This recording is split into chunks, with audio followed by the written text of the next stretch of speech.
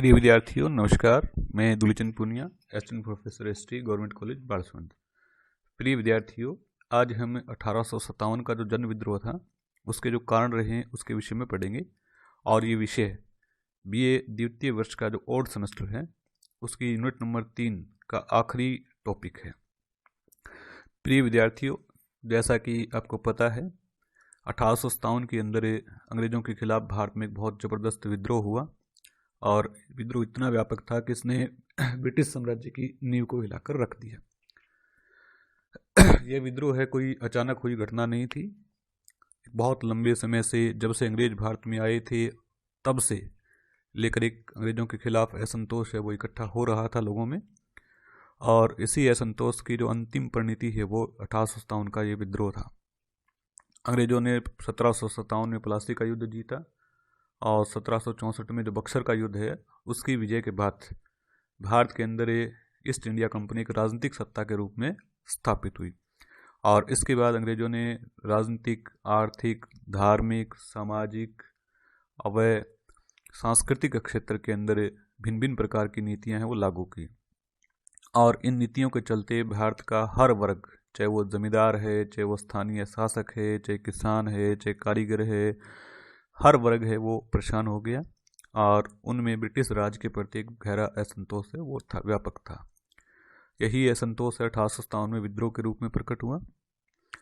और ये जो असंतोष इकट्ठा था इसको एक कारण की आवश्यकता थी, ये घटना की आवश्यकता थी जो इसको शुरू कर दे। और वो कारण मिला चर्बी वाले कारतूसों के रूप में। हुआ ये था कि ब्रिटिश सरकार ने 1856 में ब्राउन बेस नाम की जो बंदूक थी उसके स्थान पर इनफील्ड राइफल है वो सैनिकों को दी। और इस इनफील्ड राइफल के अंदर जो कारतूस है इस्तेमाल होते थे उसको चलाने से पहले मुंह से खोलना पड़ता था खींच के। और इसको आसानी से खोला जा सके इसलिए इसके अंदर चिकनाई युक्त पदार्थ उसका इस्तेमाल किया जाता था। और अफवाह ये फैली थी कि इन कारतूसों के अंदर गाय और सूअर की चर्बी है उसका इस्तेमाल किया गया है।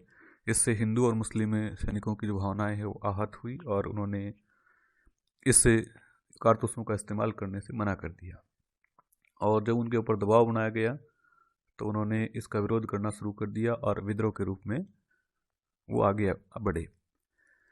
29 मार्च 1857 को जो 34वीं नेटिव इन्फेंट्री थी बैरकपुर छावनी के अंदर, उसी के एक सैनिक मंगल पांडे ने इन कारतूसों का इस्तेमाल करने से मना कर दिया। जब उसके अधिकारियों ने उसके ऊपर दबाव बनाया तो उसने 2 अधिकारियों को गोली मार दी। इसके बाद मंगल पांडे को पकड़ लिया गया और 8 अप्रैल 1857 को उसको फांसी दे दी गई। बाकी जो 34वीं नेटिव इन्फेंट्री थी उसको ख़त्म कर दिया गया। इसके बाद भी ये घटना है, ये अफवाह जो है चर्बी वाले कारतूसों की, ये रुकी नहीं। और 9 मई 1857 को मेरठ छावनी के अंदर भी सैनिकों ने इन कारतूसों का इस्तेमाल करने से मना कर दिया था। इसलिए जो 85 सैनिक थे उनको 8 से 10 साल की कठोर सज़ा ब्रिटिश सरकार ने सुनाई और उनको जेलों में डाल दिया। अगले दिन 10 मई 1857 को बाकी जो सैनिक थे उन्होंने अपने साथियों के छुड़ाने के लिए विद्रोह कर दिया, अपने सैनिक अधिकारियों को मार दिया और इन जो 85 सैनिकों को जेल के अंदर डाल रखा था जेल तोड़ के बाहर निकाल दिया। और इसी घटना के साथ ये 1857 की क्रांति शुरू हो गई। अब ये कहा जा सकता है कि ये तो एक कारण मात्र था, एक चिंगारी मात्र थी जिसने बहुत लंबे समय से जो असंतोष इकट्ठा हो रहा था लोगों के अंदर उसको अग्नि दे दी थी। अब इसके पीछे की जो घटनाएं हैं, इसके पीछे के जो कारण रहे हैं उनको हम मोटे तौर पर 5 भागों में बांट लेते हैं। राजनीतिक कारण, प्रशासनिक कारण, आर्थिक कारण, सामाजिक व धार्मिक कारण और सैनिक कारण। तो सबसे पहले हमें राजनीतिक कारण है उनको देखते हैं। राजनीतिक कारणों में पहला कारण था अंग्रेजों की साम्राज्यवादी नीति। 1757 में जो प्लासी का युद्ध जीता था उसके बाद से ईस्ट इंडिया कंपनी हो लगातार भारत में अपने साम्राज्य को फैलाती जा रही थी। युद्धों के माध्यम से, चालाकी, कूटनीति के माध्यम से लगातार भारतीय राज्यों को ब्रिटिश साम्राज्य के अंदर मिलाया जाता रहा था। युद्धों के माध्यम से बहुत सारे राज्य हो जीत लिए गए थे और सहायक संधि, लैप्स नीति, इनका प्रयोग करके भी बहुत बड़े क्षेत्र को ब्रिटिश साम्राज्य के अंदर मिला लिया गया था। इससे जिन राजाओं का साम्राज्य अंग्रेजों ने अपने राज्य में मिला लिया था वो और बाकी बचे राज्यों को भी यह डर हो गया था कि कहीं उनकी बारी भी ब्रिटिश साम्राज्य के द्वारा ना आ जाए और उनको भी ब्रिटिश साम्राज्य के अंदर मिला लिया जाएगा। इसीलिए इन शासकों ने मिलकर ब्रिटिश राज्य के खिलाफ विद्रोह किया। दूसरा कारण है लॉर्ड डलहौजी का लैप्स सिद्धांत। लॉर्ड डलहौजी 1848 में भारत का गवर्नर जनरल बन के आया था और इसने आते ही भारत के अंदर ज़्यादा से ज़्यादा ब्रिटिश साम्राज्य फैले इस बात को लेकर लैप्स का सिद्धांत है उसको लागू कर दिया। ये लैप्स का सिद्धांत है, इसके तहत ये होता था कि अगर किसी आश्रित राज्य का शासक है बिना पुत्र या संतान की मृत्यु उसकी हो जाती है तो अंग्रेज गोद लिए पुत्र को उसका उत्तराधिकारी स्वीकार नहीं करेंगे और उसके साम्राज्य को ब्रिटिश साम्राज्य में मिला लिया जाएगा। ये जो नीति थी लॉर्ड डलहौजी की, ये धार्मिक और सामाजिक रूप से भी लोगों को रास नहीं आ रही थी और बड़ी संख्या के अंदर डलहौजी ने इस लैप्स का प्रयोग करके राज्य में मिलाया था।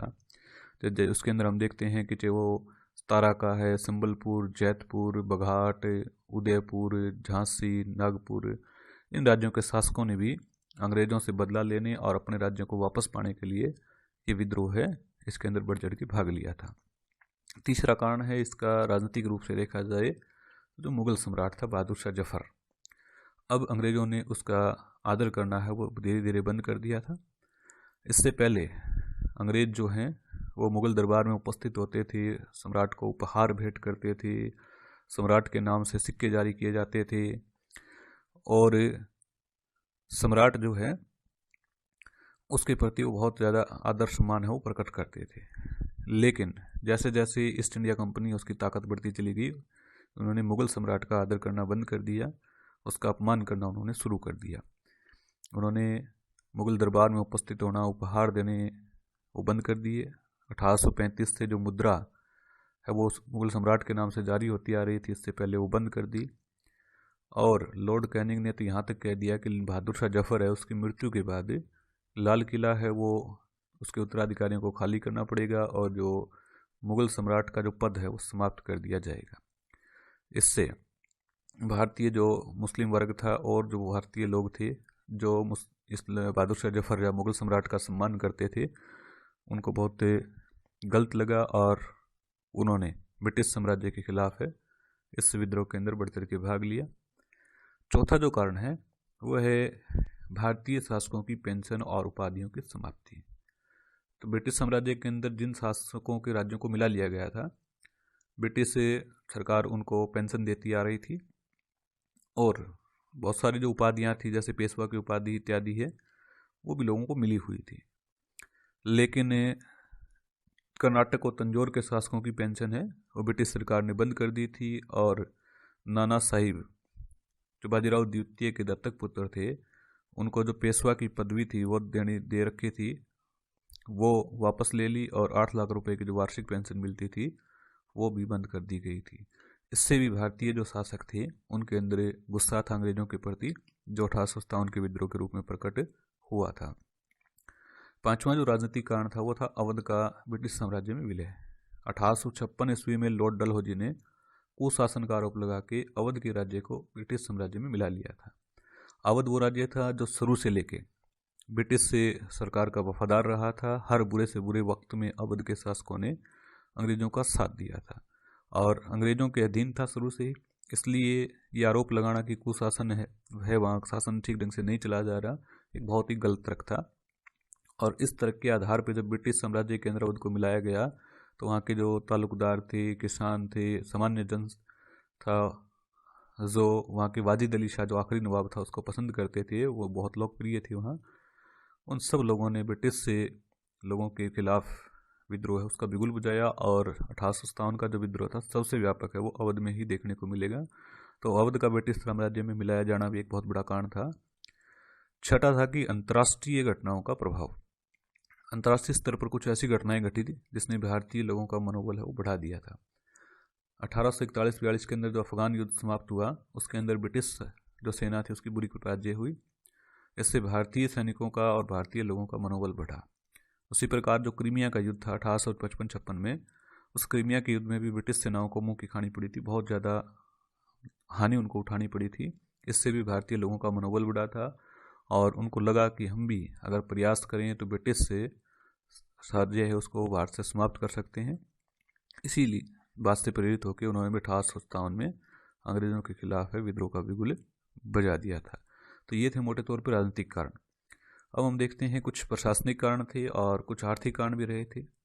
प्रशासनिक कारणों में अगर हम देखें तो ब्रिटिश राज का विदेशी स्वरूप, अंग्रेज जो हैं भारत के अंदर आए थे और वो हमेशा ही विदेशी ही रहे, कभी भी भारतीय नहीं हो पाए। अंग्रेजों से पहले भी बहुत सारे आक्रमणकारी आए थे। शुरुआत से हम देखें शक है, कुषाण है, इंडो ग्रीक हैं, उसके बाद हम देखेंगे तुर्क आए थे, मुगल आए थे। ये सारे के सारे जितने भी आए वो भारतीय सभ्यता और संस्कृति को उन्होंने अपना लिया और भारतीय समाज के अंदर घुल मिल गए थे। लेकिन अंग्रेज हमेशा ही विदेशी रहे और इन्होंने भारत का शोषण करके अपने देश को फ़ायदा पहुंचाना शुरू कर दिया था। भारत से धन लूटा जा रहा था ब्रिटेन को आगे बढ़ाने के लिए। तो इसके चलते भी क्या रहा कि भारतीय लोगों में इस राज्य के प्रति काफ़ी ज़्यादा गुस्सा था।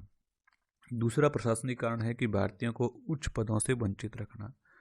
भारतीय जो लोग थे, चाहे वो कितने पढ़े लिखे हों, कितने योग्य हों, उनको ऊंचों पदों से वंचित रखा गया था। उनके बड़े बड़े जो सरकारी पद थे उनके ऊपर नियुक्ति उनको नहीं दी जाती थी। वो हमेशा अंग्रेज अधिकारियों के अधीन काम करते थे। भारतीयों को सेना में सूबेदार से ज़्यादा बड़ा पद नहीं मिलता था और सामान्य प्रशासन में सदर अमीन है उससे बड़ा कोई पद अंग्रेजों के द्वारा नहीं दिया जाता था। ये भी एक बहुत बड़ा रोष का कारण था भारतीय पढ़े लिखे जो मध्यम वर्ग था उसके अंदर। इसके अलावा हम देखते हैं तीसरा जो कारण है प्रशासनिक कारणों में, विधान परिषदों में भारतीय लोगों की भागीदारी न होना। कानून बनाने वाली जो संस्थाएं थी उन कानून बनाने वाली संस्थाओं में भारतीयों की भागीदारी नगण्य थी और इसीलिए भारतीय जनमानस की जो व्यक्ति है वो नहीं हो पाती थी। अंग्रेज विदेशी थे, भारतीय रीति रिवाजों कानून परंपराओं से परिचित नहीं थे, इसलिए जो भी कानून बनाते थे उससे भारतीय लोगों की जो भावनाएं हैं वो आहत होती थी। इसलिए भी एक भारी विरोध था ब्रिटिश लोगों का, ब्रिटिश सरकार का, जो विद्रोह के रूप में प्रकट हुआ। चौथा जो हमें कारण दिखाई देता है कि अंग्रेजों ने भारत के अंदर जो न्याय प्रणाली लागू की थी और जिसमें कहा गया था कि कानून के सामने सभी बराबर हैं, उस न्याय प्रणाली के बहुत सारे दोष थे और उसके चलते भी भारतीय जन सामान्य में इसके प्रति एक असंतोष था। ये जो न्याय प्रणाली थी बहुत ही महंगी थी, जटिल थी और इसके अंदर भ्रष्टाचार बहुत ज़्यादा था। अमीर लोग, साधन संपन्न लोग हैं और सामान्य व्यक्ति है उसको कभी भी न्याय नहीं मिलने देते थे और इसके चलते जन सामान्य में इस न्याय प्रणाली के प्रति गहरा असंतोष था जो अंग्रेजों ने लागू की थी। तो ये मोटे तौर पर हमें प्रशासनिक कारण दिखाई देते हैं जिससे जो भारत का आम व्यक्ति है, आम नागरिक है, वो उसके अंदर अंग्रेजी साम्राज्य के प्रति, अंग्रेजों के प्रति भारी असंतोष था। अब हम देखते हैं इस विद्रोह के लिए जो आर्थिक कारण जिम्मेदार थे वो, पहला है भारत का आर्थिक शोषण। तो अंग्रेजों का उद्देश्य भारत के अंदर एक तो था साम्राज्य को बढ़ाना, दूसरा था ज़्यादा से ज़्यादा धन कमाना। अंग्रेजों ने भारत का खूब आर्थिक शोषण किया, कृषि क्षेत्र का आर्थिक शोषण किया, व्यापार में खूब लूटा, बंगाल जैसे प्रांतों के अंदर जो नवाब बनाए उनसे खूब धन लूटा। भारत का जो है, भारत जो सोने की चिड़िया कहलाता था मुगल काल के अंदर, अंग्रेजों ने उसको बिल्कुल खोखला बना दिया और इस आर्थिक शोषण के खिलाफ भी लोगों में असंतोष था जो विद्रोह के रूप में प्रकट हुआ। दूसरा जो आर्थिक कारण दिखाई देता है, नई भू राजस्व नीतियाँ और किसानों का शोषण। तो अंग्रेजों ने भारत में आने के बाद स्थायी बंदोबस्त, महालवाड़ी, रेतवाड़ी जैसी भू राजस्व व्यवस्थाएं वो लागू की थी और इन नीतियों का एक ही उद्देश्य था, ज़्यादा से ज़्यादा भारतीय किसान है उससे कर वसूल किया जाए। और ये नीतियां हैं काफ़ी सख्ती, अगर किसान समय पे भू राजस्व नहीं चुका पाता था तो उसको तरह तरह से प्रताड़ित किया जाता था, उसका शोषण किया जाता था। और स्थायी बंदोबस्त में तो किसान की ज़मीन है दो जमींदारों को सौंप दी गई थी, किसान उनके दया पर निर्भर हो गया था। तो इस नई भू राजस्व व्यवस्था के चलते किसानों का खूब शोषण हुआ था और कृषक वर्ग था उसमें गहरा असंतोष था अंग्रेजों के प्रति।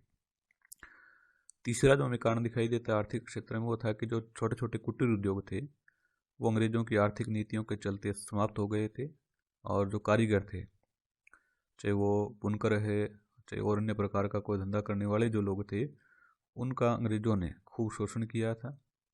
उनको अग्रिम में धन दे के उनसे काम करवाया जाता था, उनके उत्पादें कम कीमत पर खरीदे जाते थे, उनको कच्चा माल नहीं मिलता था। तो ये कारीगर जो थे धीरे धीरे बर्बाद हो चुके थे और भारतीय बाज़ारों के अंदर ब्रिटेन के उद्योगों में बनने वाला जो मशीनी माल था वो भर दिया गया था। इसके चलते भारत के जो छोटे छोटे घरों में चलने वाले उद्योग थे वो समाप्त हो गए थे, कारीगर हैं, बुनकर हैं, वो बर्बाद हो चुके थे। इसीलिए भी भारतीय लोगों में ब्रिटिश राज्य के प्रति गहरा असंतोष था। उसके बाद अगर हम देखें तो एक बहुत बड़ा कारण दिखाई देता है वह इनाम कमीशन।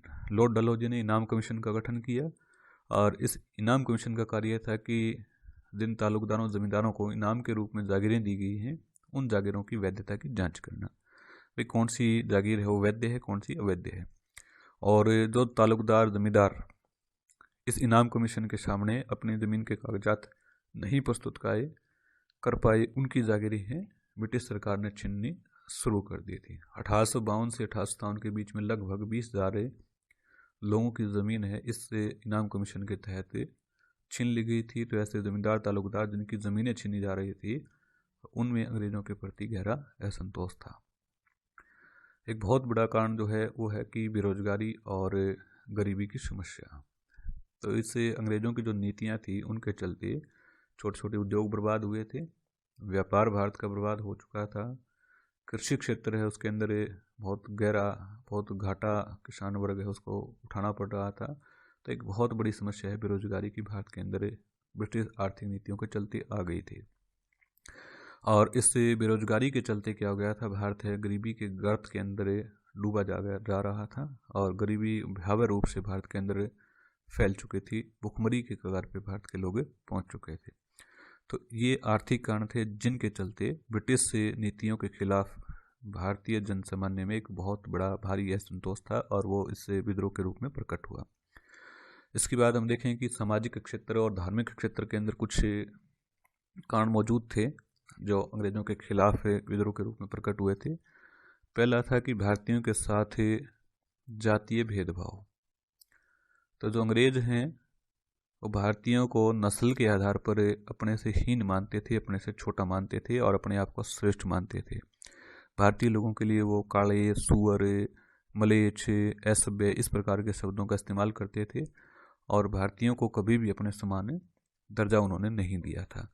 इस जातीय भेद के चलते भी भारतीय जो लोग थे उनमें अंग्रेज़ों के प्रति नफरत पैदा हो गई थी और वह नफरत है वो क्रांति के रूप में, विद्रोह के रूप में सामने आई थी। दूसरा जो सामाजिक और धार्मिक कारण है अंग्रेजी शिक्षा का प्रसार। 1835 में लॉर्ड विलियम बेंटिक के समय अंग्रेजी को भारत में शिक्षा का माध्यम स्वीकार कर लिया गया था और समाज सुधारकों ने, पढ़े लिखे लोगों जो वर्ग था उसने इसका स्वागत भी किया था। लेकिन जो परंपरावादी रूढ़िवादी लोग थे उन्होंने माना कि अंग्रेज़ों का जो उद्देश्य है वो भारतीय सभ्यता और संस्कृति को ख़त्म करना और भारतीय लोगों को ईसाई बनाना है। इसीलिए उन्होंने इस अंग्रेजी शिक्षा के प्रचार और प्रसार के खिलाफ आंदोलन किया और विद्रोह के रूप में वो प्रकट हुआ। तीसरा जो सामाजिक धार्मिक कारण है कि अंग्रेज़ों द्वारा भारत में जो सामाजिक सुधार लागू किए गए थे, इनके अंदर हम देखेंगे कि 1829 के अंदर विलियम बेंटिक है उसने सती प्रथा उसके ऊपर प्रतिबंध लगा दिया। उसके बाद कन्या वध है, बाल विवाह है, बलि प्रथा है, इनको रोक दिया गया था। और 1856 में लॉर्ड डलहौजी ने विधवा पुनर्विवाह अधिनियम है वो पारित किया था। तो इन समाज सुधारों के चलते तो समाज सुधारक थे जो अच्छे विचारों के जो लोग थे उन्होंने तो इनका सम्मान किया था, लेकिन परंपरावादी रूढ़िवादी लोगों ने इससे भारतीय समाज और परंपराओं के अंदर हस्तक्षेप माना और उन्होंने अंग्रेज़ों की इन नीतियों का भारी विरोध किया था। इसी प्रकार चौथा जो कारण हमें दिखाई देता है वह है ईसाई धर्म का प्रचार और प्रसार। तो भारत के अंदर ब्रिटिश साम्राज्य की स्थापना के समय से ही ईसाई मिशनरियाँ भारत में आ रही थी और उन्होंने इस्लाम और हिंदू धर्म में उसका कठोर शब्दों में उसकी निंदा करनी शुरू कर दी थी और बड़ी संख्या में लोगों को ईसाई धर्म के अंदर शामिल करना शुरू कर दिया था। सरकार भी इस ईसाई मंदिरों की सहायता करती थी और जो शिक्षण संस्थान स्थापित किए थे वहाँ भी बाइबल की शिक्षाएं हैं उनको पढ़ाया जाता था। तो इससे ईसाई धर्म के खिलाफ प्रचार के और प्रसार के खिलाफ भी भारतीय लोगों के अंदर काफ़ी गहरा रोष था जो विद्रोह के रूप में प्रकट हुआ था। पांचवा जो कारण हमें दिखाई देता है वह धार्मिक अयोग्यता अधिनियम 1850, इसको लेक्स लोकी एक्ट भी कहते हैं। और इस अधिनियम का जो मुख्य विषय था कि अंग्रेज़ों ने अब ये कर दिया इस कानून के माध्यम से कि कोई भी अगर धर्म परिवर्तन करके ईसाई बनता है तो उसको उसके पिता की संपत्ति से वंचित नहीं किया जा सकता, उसको अपने पिता की संपत्ति में से हिस्सा जो बनता है उसको मिलेगा। लेकिन इससे पहले ये नहीं होता था, इसलिए धर्म परिवर्तन की प्रवृत्ति है उस पर काफ़ी अंकुश था। और भारतीय लोगों ने जब ये कानून पारित किया, जब भारतीय लोगों को लगा कि अंग्रेज़ों का जो मुख्य उद्देश्य यही है कि ज़्यादा से ज़्यादा धर्म परिवर्तन करवा के ईसाई बनाया जाए लोगों को, और इस कानून के प्रति भी भारतीय लोगों में गहरा रोष था। छठा जो हमें सामाजिक और सामाजिक कारण जो दिखाई देता है, रेल, डाक व तार का विकास काफ़ी अच्छा कदम था, लेकिन भारतीय लोग इसके महत्व को समझ नहीं पाए। दूसरा, अंग्रेज़ों का जो उद्देश्य था वो भारतीयों की भलाई नहीं बल्कि अपने उद्देश्यों को पूरा करना था, और इसके चलते भी काफ़ी गहरा रोष भारतीयों के अंदर हुआ। जैसे रेल आई तो रेल के अंदर जो भारत के अंदर जाति प्रथा थी उसका पालन नहीं किया जा सकता था। ऊंची जाति नीची जाति के लोग एक साथ बैठते थे, तो भारतीय लोगों को, भारतीय जो परंपरावादी रूढ़िवादी जो लोग थे उनको ये ठीक नहीं लग रहा था, और उन्होंने सोचा कि अंग्रेज हमारी जो सामाजिक परंपराएं हैं उनको ख़त्म करना चाहते हैं, और इसलिए उनमें गहरा रोष था। तो मोटे तौर पर हमें ये सामाजिक और धार्मिक कारण 1857 के विद्रोह के दिखाई पड़ते हैं। इसके अलावा हम देखते हैं कि कुछ सैनिक कारण भी रहे थे, और सैनिक कारणों में पहला जो हमें कारण दिखाई देता है वो है भारतीय सैनिकों के साथ भेदभाव। इसके तहत हम देखेंगे कि अंग्रेज भारतीय सैनिकों को अपने से छोटा मानते थे और उनके साथ हर प्रकार का भेदभाव किया जाता था। उन्हें शारीरिक और मानसिक रूप से प्रताड़ित किया जाता था, तरह तरह की गालियाँ दी जाती थी, ठीक है, अपने बराबर उनको कभी भी माना नहीं जाता था। एक साधारण सिपाही है वो भारतीय सैनिकों के ऊपर नियुक्त होता था, ठीक है। इन कारणों के चलते भारतीय सैनिकों में गहरा रोष था। दूसरा जो सैनिक कारण दिखाई देता है वह है भारतीय सैनिकों को कम वेतन और भत्ते। तो भारतीय सैनिकों को यूरोपीय सैनिकों की तुलना में बहुत ही कम वेतन मिलता था और बहुत ही कम भत्ते दिए जाते थे। बार बार इस चीज़ की मांग भी उठी थी, लेकिन अंग्रेज़ों ने इस ओर कोई ध्यान नहीं दिया था, और इससे पहले सैनिक कई बार इन भत्ते और कम वेतन को लेकर विद्रोह कर चुके थे, लेकिन उनकी कोई सुनवाई नहीं हुई थी, और इसी के चलते भारतीय सैनिकों में एक गहरा रोष था ब्रिटिश सरकार के प्रति, ब्रिटिश जो नीतियाँ उसके प्रति। तीसरा जो सैनिक कारण दिखाई देता है कि भारतीय सैनिकों की जो धार्मिक भावनाएं हैं उससे भी अंग्रेज हैं वो खिलवाड़ करते थे।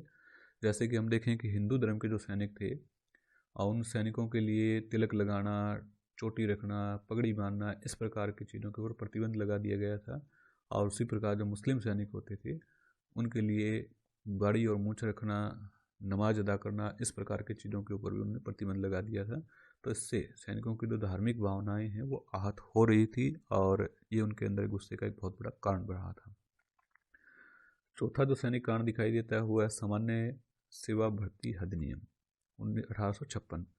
लॉर्ड कैनिंग के समय ये कानून पारित किया गया था, और इस कानून का विषय था कि अब जो नए सैनिक भर्ती होंगे उनको एक बात स्वीकार करनी पड़ेगी लिखित रूप में कि जहाँ भी अंग्रेज उनको भेजना चाहे युद्ध करने के लिए उनको जाना पड़ेगा। तो इससे पहले हम देखते हैं कि हिंदू धर्म के अंदर समुद्र पार जाना पाप माना जाता था, और अफगान जो युद्ध हुआ था 1840-42 के अंदर, उस युद्ध के अंदर जो सैनिक लड़के बाहर तो वापस लौटे थे अपने गाँव के अंदर, तो उनको स्वीकार नहीं किया गया था। तो जब ये कानून बना तो लगा कि जानबूझ के अंग्रेज क्या करना चाहते हैं, भारतीय सैनिक उनके धर्म को भ्रष्ट करना चाहते हैं और उनको अपने समाज से तोड़ना चाहते हैं। इसलिए इस कानून से भी एक भारी रोष भारतीय सैनिकों के अंदर था। पांचवा जो हमें कारण दिखाई देता है वो तात्कालिक कारण, और तात्कालिक कारण था चर्बी वाले कारतूस। जैसा कि हम थोड़ा इंट्रोडक्शन में पढ़ चुके हैं कि 1856 के अंदर ब्राउन बेस जो बंदूक थी उसकी जगह इनफील्ड राइफल है वो सेना के अंदर आई थी, और इनफील्ड राइफल के अंदर जो कारतूस डलता था उसको डालने से पहले मुंह से काटना पड़ता था, उसको खींच के निकालना पड़ता था, और आसानी से निकले इसलिए चर्बी उसके अंदर चिकनाई युक्त पदार्थ का प्रयोग किया जाता था। अफवाह फैली कि चिकनाई युक्त जो पदार्थ है गाय और सूअर की चर्बी है। गाय को हिंदू है वो पवित्र मानता था, और मुस्लिम जो सैनिक था वो सूअर से घृणा करता था। तो सैनिकों को लगा कि ये जानबूझ के अंग्रेज हैं उनके धर्म को भ्रष्ट करने के लिए इस प्रकार की चीज़ें इस्तेमाल कर रहे हैं, और इसी बात को लेके बैरकपुर जो छावनी थी उसमें 29 मार्च 1857 को मंगल पांडे नामक सैनिक ने इन कारतूसों का इस्तेमाल करने से मना कर दिया था, और इसी के चलते उसके अधिकारियों ने उस पर दबाव बनाया, और दबाव के चलते उसने अपने अधिकारियों को, 2 अधिकारी थे जिनको गोली मार दी। और इसके बाद उनको पकड़ के 8 अप्रैल 1857 को फांसी दे दी गई और बाकी जो 34वीं एक्टिव इन्फेंट्री की तो उनकी बटालियन थी उसको तोड़ दिया गया था। ये जो सिलसिला था अफवाहों का ये रुका नहीं और धीरे धीरे फैलता रहा और मई का जो महीना आया था 9 मई 1857 को मेरठ छावनी जो थी वहाँ भी इस प्रकार का विद्रोह हो गया। वहाँ के सैनिकों ने भी चर्बी वाले कारतूसों का इस्तेमाल करने से मना कर दिया और इस घटना के बाद उन सैनिकों को कठोर सजाएं दी गई। 85 जो सैनिक थे उनको 8 से 10 साल की सजा देकर जेल में डाल दिया गया था और उससे अगले दिन 10 मई 1857 को बाकी जो उनके साथी थे सैनिकों के, उन्होंने अपने साथियों को मुक्त कराने के लिए अपने सैन्य अधिकारियों के खिलाफ विद्रोह कर दिया, उनको मार दिया और जेल को तोड़ के अपने साथियों को बाहर निकाल लिया। और यहीं से 10 मई 1857 से मेरठ की जो छावनी है वहाँ से ये विद्रोह है ये शुरू हो गया और इसके बाद धीरे धीरे आगे बढ़ता रहा। 11 मई को दिल्ली, इसके बाद काफ़ी तेज़ी से फैलता रहा।